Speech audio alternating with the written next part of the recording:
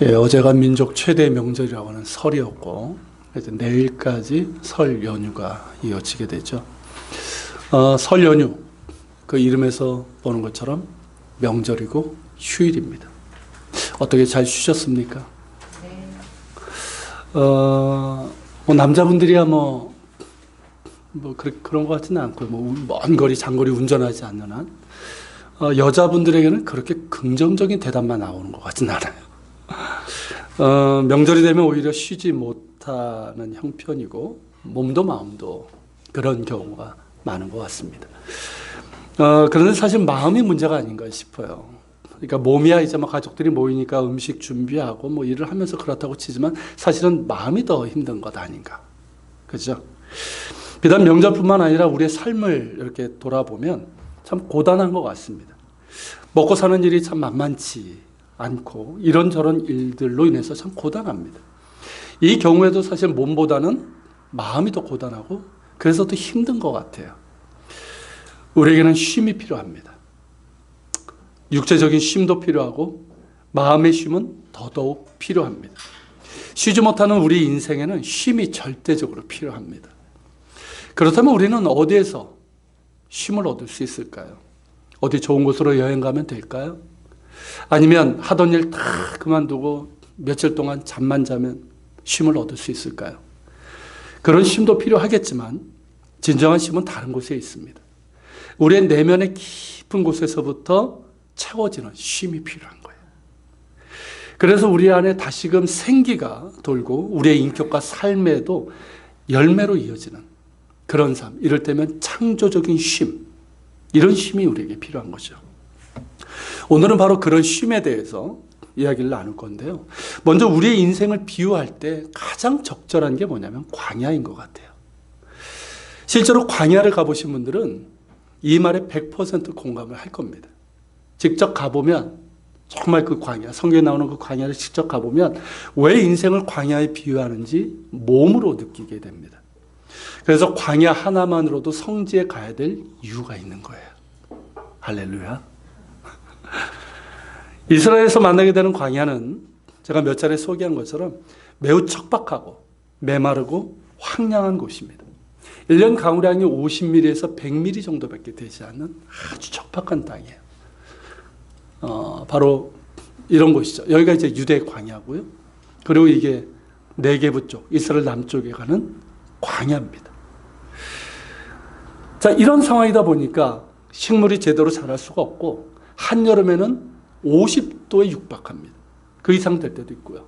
또 밤에는 급격하게 온도차가 떨어지게 됩니다.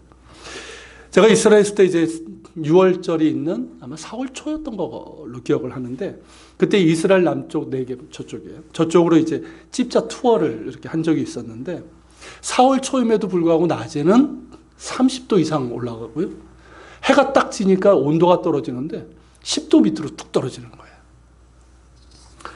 그런 날씨를 경험하면서 시편 기자가 이렇게 노래하는 거 아십니까? 여호와께서 내 오른쪽에 그늘이 되시나니. 이 오른쪽은 뭐냐면 해가 있는 남쪽을 얘기하는 거예요. 우리하고 방향이 틀려요. 그 남쪽에서 해가 내려지는 그쪽에서 그늘이 되시나니. 낮에 해가 너를 상하게 하지 아니하며 밤의 달도 너를 해치지 아니하리로다. 이게 광야의 상황을 얘기하는 거예요. 이 말씀이 정말 실감이 났습니다. 하나님께서 지켜주시지 않냐면 정말 낮의 해가 나를 상하게 할 만하고 밤의 달이 나를 해칠 수 있는 곳, 그런 곳이 바로 광야입니다. 그런데도 길이 없어요. 광야는 길이 없어요. 그러니까 광야 전문가들은 나름대로 이제 길을 이렇게 찾아가지만 보통 사람들이 볼 때는 어떨까요? 우리 같은 사람들이 볼 때는 길이 없어요. 길이 없어요. 평탄한 지대가 나오다가 갑자기 깊은 골짜기가 나오고 깎아지는 절벽이 나옵니다. 그러다가 또 높은 산으로 이어져요. 잘못 들어서면 정말 길을 잃게 되고 그렇게 되면 매우 위험한 지경에 이를 수가 있습니다. 그런 것이 바로 광야예요. 이렇게 극한 상황이에요. 극심한 온도차에 물도 없고 길도 없는 척박하고 메마르고 황량하고 위험한 곳. 그것이 바로 광야입니다. 그런데 그 광야에 샘이 숨어 있어요. 샘이. 그래서 그 샘 주변에는 한여름의 건기에도 마실 물이 있고 풀이 있고 푸르른 나무가 있습니다. 죽음과 같은 그 광야 한복판에 생명의 잔치가 벌어지는 거예요. 어떻습니까? 우리 인생에서 만나는 광야와 너무나 닮지 않았습니까? 사실 우리 인생 전체가 광야라고 할 수 있어요. 그리고 우리 인생에는 정말 우리가 실감나는, 정말 힘들다, 너무 힘들다 하는 그런 광야. 이 광야가 있고 누구나 광야의 시간을 겪게 됩니다. 어떤 이들에게는 실패 광야일 수도 있고요. 또 경제적인 궁핍과 가난일 수도 있고, 어떤 이에게는 질병으로 인한 광야일 수도 있습니다. 또 마음의 극심한 상처, 어떤 가정의 해체와 그런 문제들, 인간관계로 인한 그런 광야. 또 인간 실존의 어떤 고독이 있잖아요. 근본적인 고독, 그 방황으로 이어지는 그런 광야일 수도 있습니다. 어느 누구도 예외가 아니에요. 많은 사람들이 부러워할 만큼 정말 부족한 것이 없는 것 같고 모든 것을 다 갖춘 것 같고 문제가 없어 보이는 사람들조차도 어떨까요? 그 내면을 보면 인생의 광야가 있어요. 누구도 예외가 아닙니다. 그 광야가 짧게 끝나기도 하지만 어떤 경우는 끝도 없이 이어지기도 합니다. 그래서 언제까지입니까? 라는 그런 탄식이 나오기도 하죠. 그리고 어디가 목적지인지 모릅니다.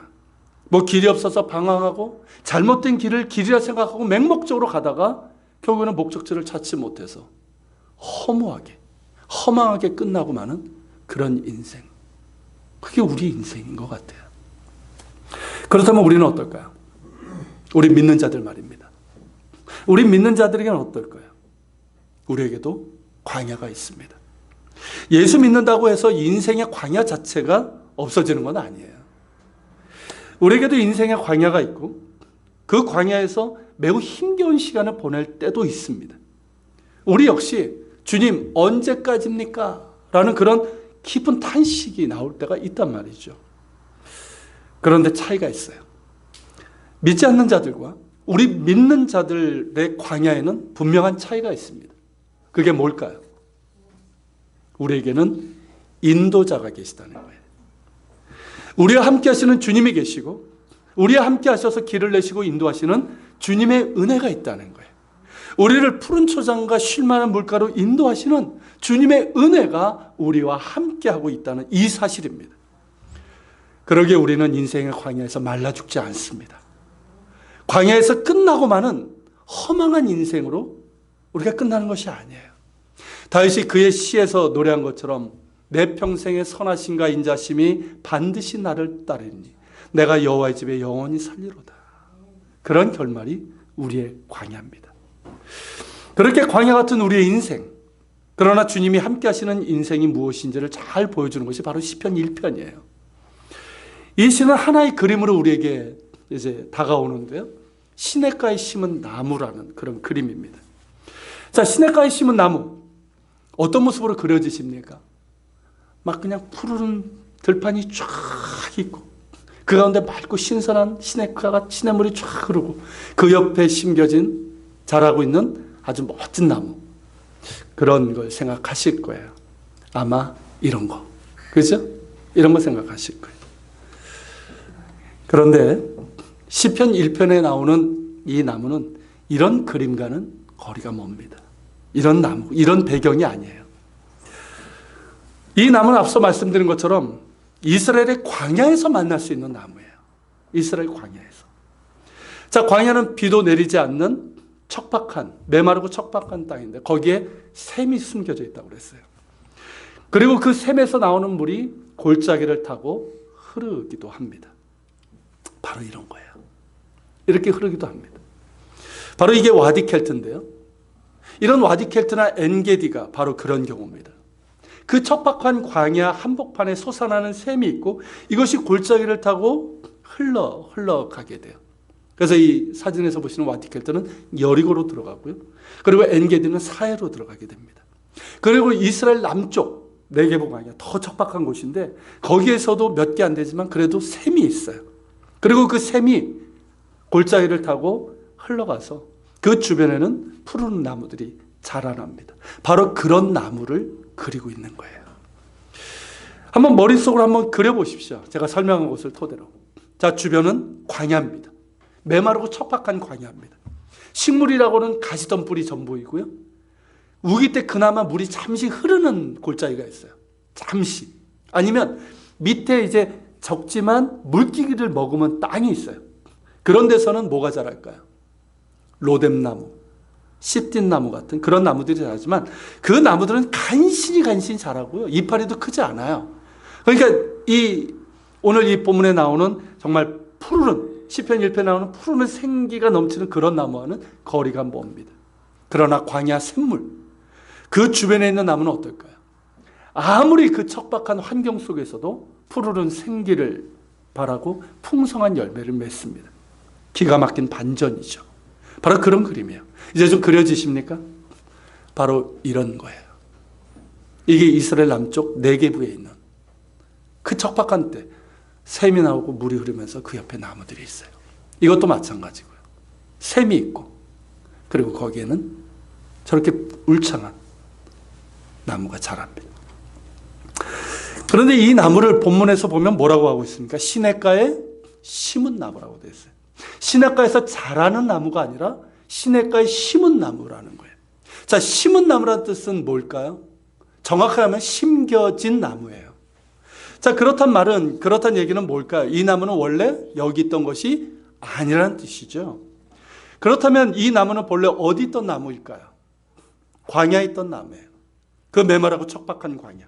우기 때 아주 잠시 내리는 빗물이나 잠시 흐르는 물에 의지해서 간신히 그 생명을 유지하는 그런 위태로운 나무였어요. 한여름 건기에 버티기에 너무 힘겹고 자칫 뿌리조차 말라버리면 어떻게 될까요? 죽어버릴 수 있는 그런 위태한 나무였어요. 그런데 이 나무를 누군가가 뽑아다가 샘물 옆 흐르는 물가에 심어 놓았다는 거예요. 이 나무, 그 시냇가에 심겨진 이 나무는 누구를 말하는 걸까요? 그리고 이 나무를 시냇가에 심어 놓은 이는 과연 누굴까요? 이 나무는 누굴까요? 네. 나예요. 우리들이에요. 그리고 그 나무를 시냇가에 심겨 놓은 이는 바로 하나님이십니다. 인생의 광야에서 우리가 그렇지 않았습니까? 인생의 광야에서 어디로 가야 할지 우리는 길을 모르던 사람들이에요. 왜 사는지도, 뭐가 인생의 참된 의미고 목적인지도 몰랐던 사람들이에요. 그리고 우리 안에 있는 많은 문제들, 상처들, 그 속에서 우리는 그렇게 힘겹게 척박하고 메마르고 위태하고 위험한 광야에서 근근히 살아가던 우리입니다. 그런 우리를 하나님께서 택하시고 마르지 않는 샘물, 그 흐르는 시냇가에 심겨 놓으셨어요. 그 샘은 바로 주님 자신이에요. 주님 자신이에요. 그리고 예수님께서 말씀하신 것처럼 주님은 마르지 않은 샘이며 생수의 근원이십니다. 그리고 그 샘에서부터 흘러나오는 시내는 주님의 은혜이고 사랑이에요. 우리를 그 메마르고 척박한 인생의 광야에서 하나님의 은혜의 시냇가로 옮겨다 심어 놓으신 겁니다. 저는 가끔 그런 생각을 할 때가 있어요. 하나님이 나를 택하시고 그래서 이렇게 하나님의 은혜 가운데 심어두지 않으셨다면 내 인생은 어떻게 됐을까? 저도 청년 때 굉장히 방황을 했던 사람이거든요. 노는 거 좋아했고요. 그럼 어떻게 됐을지 뻔한 거예요. 뭐 어찌 살아갔겠지만 정말 그 인생의 의미도 모르고 목적도 모르고. 그러니까 어떻습니까? 그냥 열심히 사는 것밖에 없어요. 다른 이유는 없어요. 그렇게 살다가 아마 허망한 그런 인생이 되지 않았을까. 그런데 하나님의 은혜로 이렇게 주의 은혜 가운데 심겨지고 그래서 주님의 사랑 가운데 푸르른 생기와 열매를 맺게 하십니다. 할렐루야. 그것이 우리를 향한 주님의 사랑이에요. 예수님께서는 이렇게 말씀하셨어요. 같이 한번 읽어볼까요? 내가 주는 물을 마시는 자는 영원히 목마르지 아니하리니 영생하도록 솟아나는 샘물이 되리라.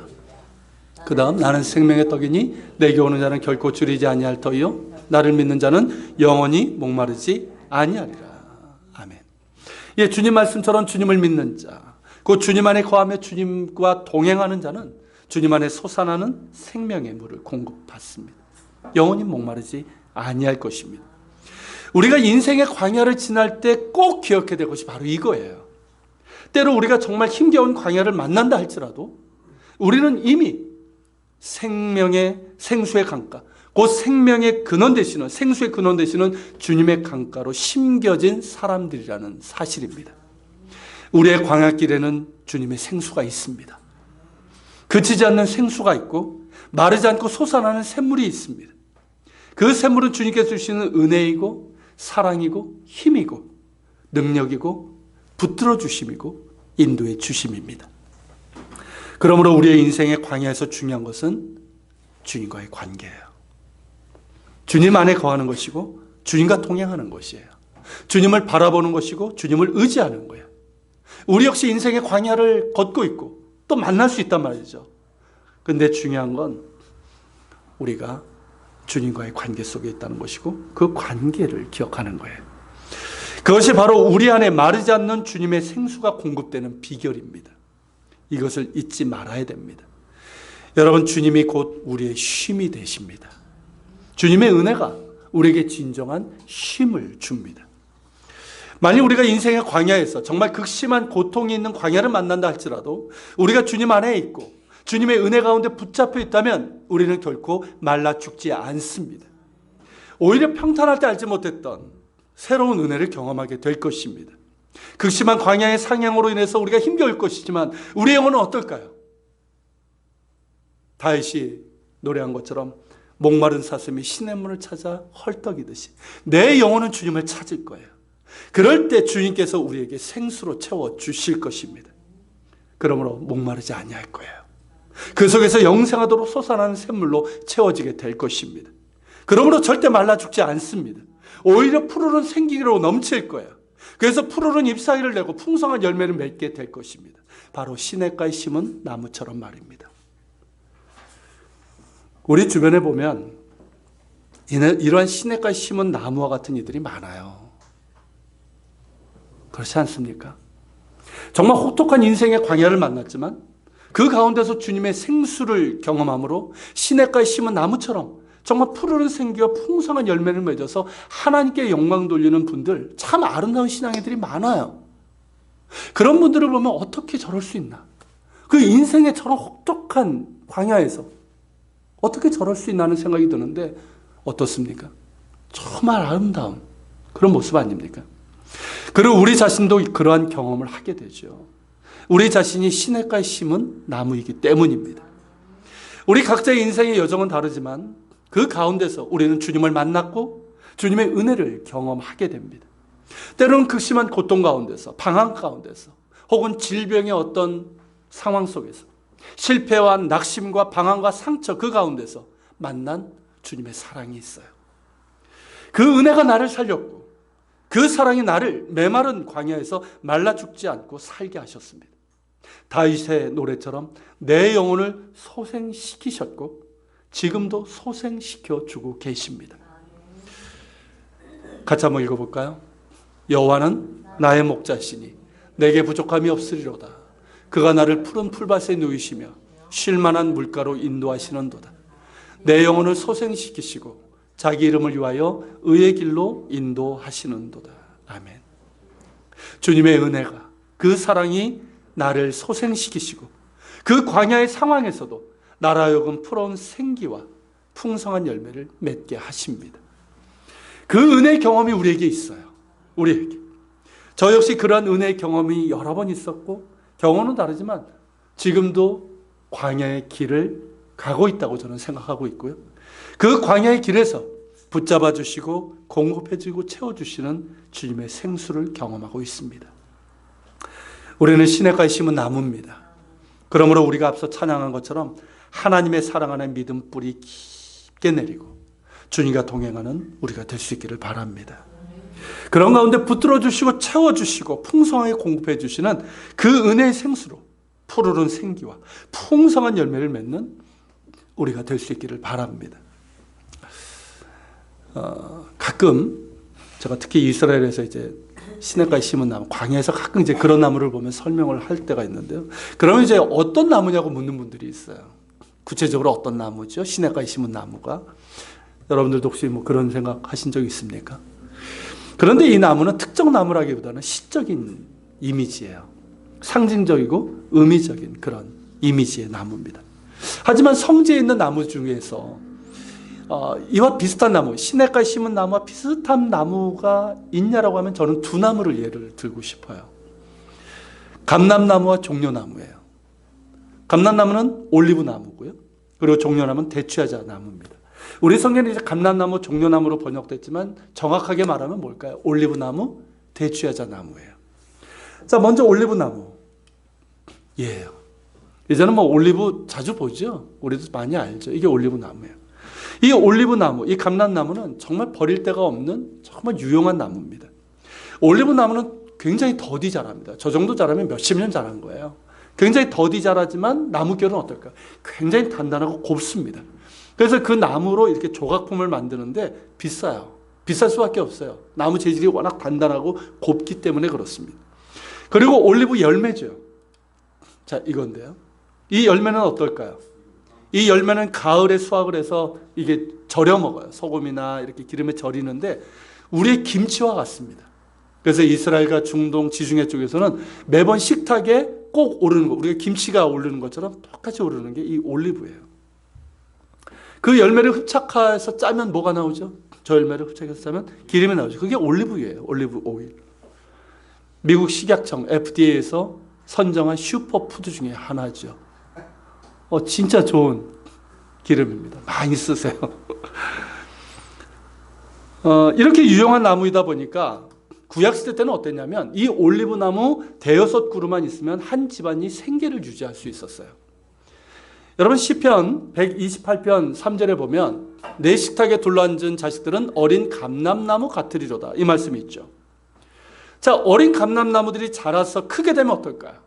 지금은 어리지만 크게 되면 그 집안의 생계를 유지할 수 있게 되는 것처럼 지금 내 상에 둘린 어린 자식들은 어떻게 될 거예요? 지금은 어리지만 다 크게 되면 장성해서 너희 집안을 든든하게 이끌어갈 수 있는 기둥과 같은 사람들이 될 것이다. 그런 축복이에요. 그러다 보니까 성전 제사 때 땔감으로 쓰는 나무 중에서 이 올리브나무는 금지였었고요. 그러니까 국가에서 관리하는 일종의 전매품과 같았어요. 그리고 그늘도 참 좋습니다. 예루살렘에 가면 공원들이 있는데요. 공원들이 많고요. 그 공원에 보면 올리브 나무들이 굵직한 나무들이 많이 이렇게 심겨져 있어요. 그 그늘에 앉아 있다 보면 한여름에도요. 그 땀을 식을 수 있을 뿐만 아니라 거기에서 이제 좋은 사람들과 이렇게 대화를 나누면 너무너무 좋아요. 올리브 나무 그늘에 앉아. 뭐 낭만이 좀 있지 않습니까? 뭐 그런 거 잘 모르시나요? 그런 낭만이 있어요. 그리고 종려나무. 바로 이 나무죠. 이게 이제 대추야자 나무라고 하는 건데 이 나무 역시 척박한 환경에서 참 잘 자랍니다. 그래서 내게부 광야 이런 데 가면 이 종려나무 숲이 대규모로 있는 데가 발견이 돼요. 물론 이제 키부츠에서 이제 조금씩 이제 관계도 하고 관리를 해서 그렇긴 하지만 이 나무는 척박한 환경에서 잘 자랍니다. 그리고 보시는 것처럼 곧게 자라고 높게 자라요. 그리고 잎사귀의 모양이 어떨까요? 이게 사방으로 이렇게 쭉 펴져 있는 마치 우산과 같은 모양으로 이렇게 쫙 펴집니다. 그래서 어떤 방향에 있든 그늘을 제공해주는 그런 나무예요. 열매 역시 그럽니다. 이게 이제 종려나무 열매인데요. 열매가 이렇게 해서 사방으로 골고루 맺혀요. 사방으로. 그래서 이제 이 어떤 방향에서 오든 그늘을 제공하고 열매를 제공하는 나무가 바로 이 종려나무입니다. 그래서 예수님 시대에 바리새파 유대교의 쌍벽을 이뤘던 힐렐 학파가 있는데 그 힐렐 학파의 시조라고 할 수 있는 랍비 힐렐이 이런 얘기를 했어요. 선한 사람은 종려나무와 같다. 선한 사람은 종려나무와 같다. 무슨 뜻인지 이해가 되십니까? 자, 종려나무는 그 잎사귀나 열매가 어땠다고 그랬어요? 치우침 없이 사방에 골고루 이렇게 맺힙니다. 그러다 보니까 누가 오든 어떤 방향에서 오든 그늘을 제공받을 수 있고 열매를 제공받을 수 있는 거예요. 선한 사람이 바로 그와 같다는 거죠. 편견 없이. 그렇죠? 편견 없이. 나와 뭐 가깝고 이런 거 편견 없이. 누구든 누구에게든 선을 베푸는 그런 사람이라는 거예요. 그래서 그에게 오면 위로를 받을 수 있고 도움을 받을 수 있는 참 좋은 말인 것 같아요. 선한 사람은 종려나무 같다. 바로 이 두 나무 그러니까 감람나무와 이 종려나무가 바로 시냇가에 심은 나무와 닮은 데가 있는 나무라고 할 수가 있어요. 그렇다면 여기서 우리가 질문을 하게 되는 거예요. 시냇가에 심은 이 나무가 맺은 그 푸르른 생기와 풍성한 열매는 과연 누구를 위한 것인가 하는 거예요. 누구를 위한 것인가? 어제 설이었는데 그런 얘기가 있더라고요. 누구를 위해서 전을 부치는가? 이런 얘기도 있는데, 자, 누구를 위해서 이 나무, 시냇가에 심은 나무는 열매를 맺는 걸까요? 우선 나무 자신에게 좋지요. 그렇지 않습니까? 그 광야에서 살아남았을 뿐만 아니라, 그리고 푸르른 생기와 열매를 맺었으니까 나무 자신에게 참 좋은 거예요. 하지만 이것은 동시에 다른 생명을 위한 거예요. 들짐승들을 위한 것이고, 특히 광야를 통과하는 사람들을 위한 것입니다. 그 광야를 통과할 때 너무 힘듭니다. 근데 그 힘겨운 광야를 건너다가 마침내 이 샘물을 찾게 되고, 그래서 목마름을 채우게 되죠. 그리고 더불어서 이 나무가 만든 그늘에서 어떨까요? 그늘이 없는 광야에서 쉼을 얻게 되는 거예요. 그리고 이 나무가 맺은 열매를 통해서 영양분을 공급을 받게 됩니다. 그래서 생기를 얻고 광야를 건널 힘을 얻게 되는 거예요. 그러니까 이 나무는 어떨까요? 자신도 살고 다른 사람들도 살릴 수 있는 생명의 나무이고 축복의 나무이고 나눔의 나무라고 할 수 있어요. 바로 감람나무가 그렇고 종려나무가 그런 것처럼 말입니다. 여러분, 우리 그리스도인들은 어떤 사람들일까요? 하나님의 자녀라고 하는 우리는 어떤 사람들일까요? 복 있는 사람들입니다. 할렐루야. 시냇가에 심은 나무 같은 사람들이에요. 그런데 그것이 그저 나만 복 받는 그런 것이 아니란 말이죠. 복 있는 사람인 건 맞는데 나만 복 받는 게 아니죠. 나만 시냇가에 심겨져 하나님께서 주신 은혜와 복을 누리면서 푸르른 생기와 열매, 나만 좋은 게 아니란 말이죠. 복 있는 사람은 시냇가에 심은 나무처럼 예수 그리스도의 은혜로 그 푸르른 생명을 소유할 뿐만 아니라 다른 사람에게 나누어 줄 수 있는 사람입니다. 하나님께서 나에게 주신 은혜와 복을 다른 사람들에게 나눠줄 수 있고 전할 수 있는 사람이에요. 그래서 광야를 힘겹게 걷고 있는, 그렇지 않습니까? 모든 사람이, 여러분 주변에도 얼마나 많아요.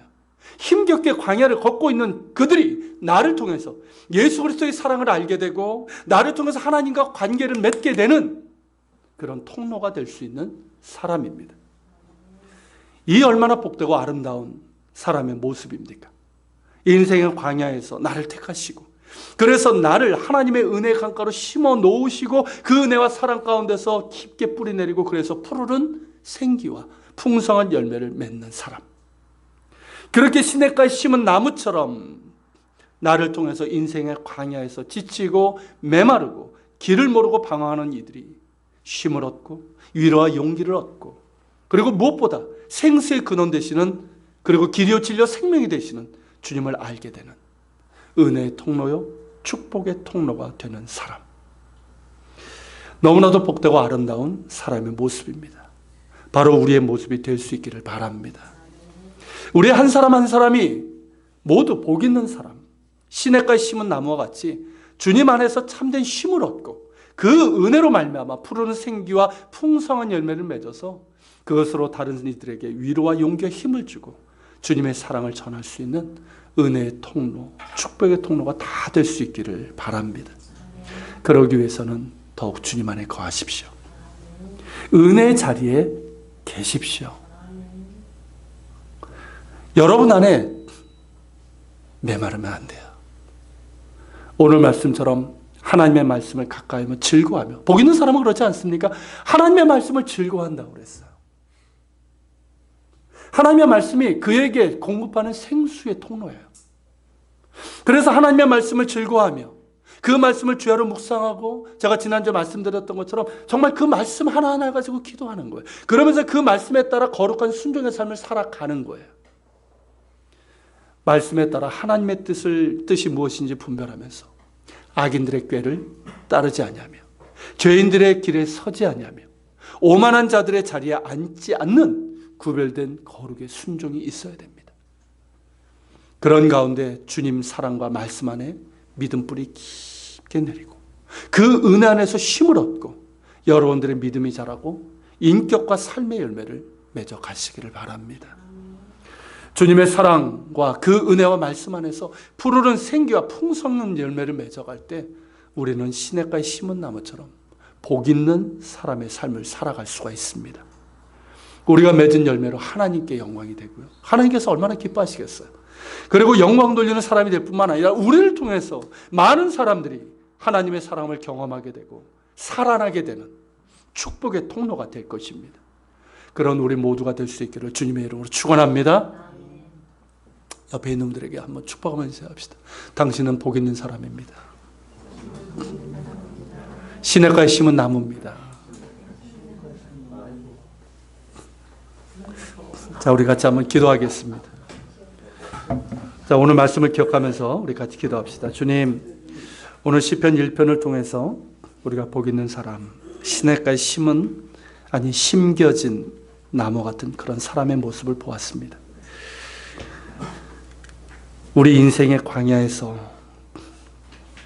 길도 모르고 무엇이 사는 건지 삶의 의미와 목적도 모른 채 그저 헛된 것을 찾으면서 힘겹게 그렇게 살아가며 결국은 말라버리고 마는 허망한 인생일 수밖에 없는 우리를 하나님께서 택하셔서 이렇게 당신의 은혜의 강가로 심겨 놓으셨나이다.